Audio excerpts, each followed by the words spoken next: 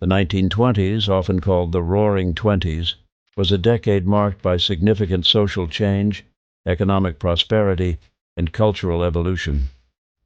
The end of World War I brought a sense of relief and optimism. However, beneath the surface, the era was also widespread with crime and corruption. It was no different in the far Wild West. The Wild West was not always about the cowboys, which often overshadowed the 1920s, an era not just of frontier legends, but also the rife with crime.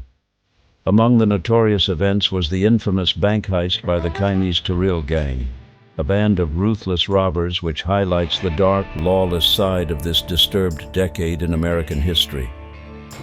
Today, we unravel the story of the Kimes Terrill Gang, who terrorized the Midwest during the Prohibition. The Kimes Terrill Gang was one such group that made headlines. Led by Matthew Kimes and Ray Terrill, the gang was notorious for daring and often violent escapades. Matthew Kimes, the mastermind, had a knack for planning and executing robberies, while Ray Terrill brought a level of ruthlessness that made the gang particularly feared.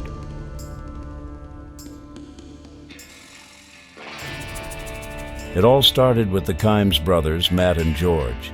The Kimes brothers were notorious outlaws whose criminal exploits marked the early 20th century. Matthew Kimes and George Kimes were born into a life of hardship. Growing up in Oklahoma, they witnessed firsthand the struggles of the Great Depression, which left a lasting impact on them. Disillusioned by the lack of opportunities and driven by a desire for wealth, Kimes turned to crime at a young age. They were drawn to a life of crime early on, captivated by the remnants of the Wild West's lawlessness. The brothers' life of crime was marked by constant evasion of law enforcement and violent clashes.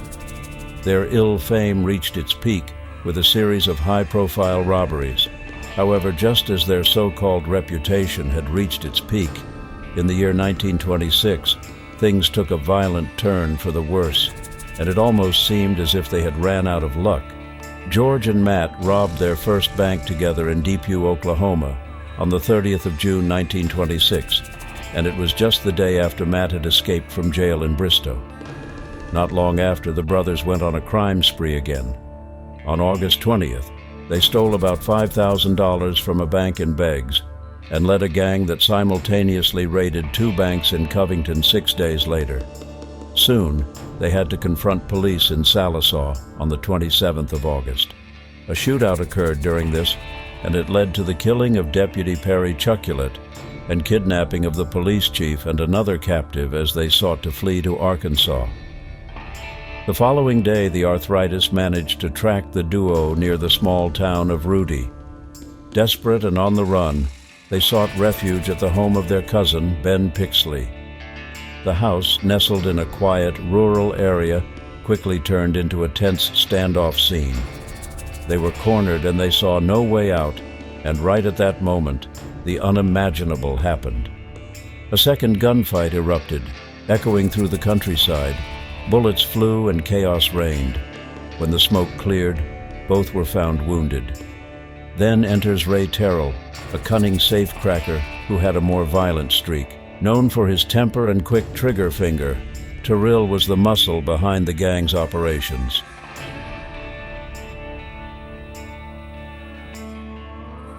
Terrill was recently out of jail, and of course, he won't let his future partners in crime rot behind bars. On the 21st of November 1926, Terrill led a raid on the Sallisaw jail with his mates Herman Barker and Elmer Inman, and broke out their newest recruit, Matthew Kimes. Legend has it that the gang, united by fate, took a blood oath, a pact sealed in secrecy and forged in the shadows. They vowed to break each other out of jail no matter what the cost. Each member was driven by a fierce loyalty and an unwavering commitment. And that is how Terrill orchestrated a daring prison break, freeing Matt. Together, they formed the one and only Kimes Terrill Gang, a potent mix of violence and expertise. The gang wasted no time. Their first robbery took place on the 10th of January in 1927, when Kimes, Terrill, and Barker stole $4,250 from a bank in Sapulpa, Oklahoma, and that amount of money was not a joke back then.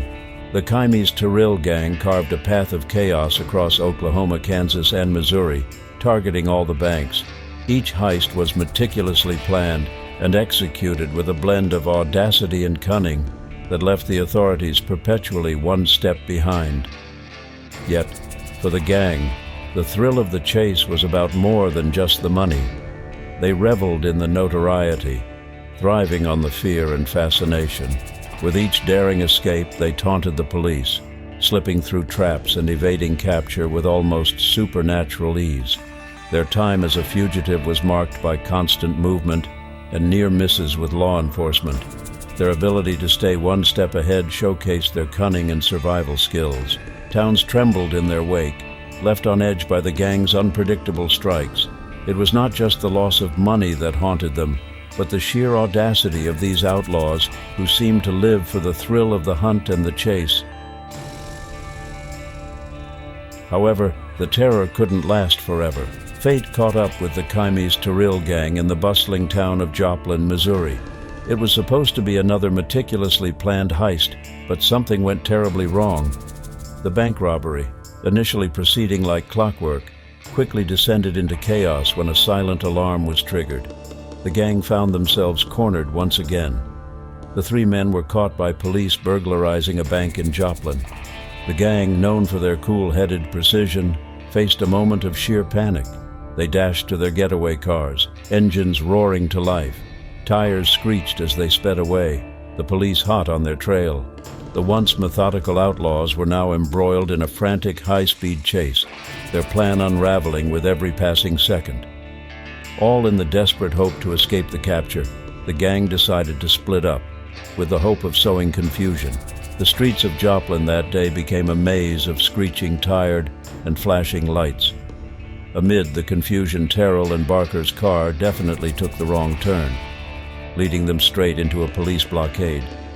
They were followed to a house in Carterville where Barker was wounded in a shootout with the police. With no way out, he was quickly apprehended, his defiant grin replaced by a look of resigned defeat. Meanwhile, Matt Kimes, ever the elusive fox, drove his car off the main road, heading for the open plains of the Kansas countryside, along with two unknown men after the high-speed pursuit. The dense woods and rolling fields offered him a temporary sanctuary. As he disappeared into the vast, uncharted territory, the police searchlights fell short, their beams swallowed by the darkness. They scoured the area for days, but Matt was nowhere to be found. It was as if he had vanished into thin air, leaving behind nothing but the lingering scent of exhaust fumes. The Kimes Terrill Gang, once a symbol of invincibility, was fractured. The daring escapades and taunting bravado that had once made them infamous were now their undoing. Terrill, sitting in a cold, stark jail cell, could only ponder the twisted turns of fate. His capture appeared to be more than the end of his freedom. However, that was not the end. The vicious little fox never stopped. When he was arrested, he was not brought to the trial for the last crime spree and was instead returned to prison to complete his 1926 prison sentence. On the 19th of January, 1927, when he was getting transferred to the McAllister, he somehow managed to escape from the custody. He leapt out of the moving police car and fled on foot, and he rejoined Kimes in the spree. On a warm afternoon on the 27th of May, the peaceful of Macon, Kansas, was jolted awake by the news of a brazen daylight bank robbery.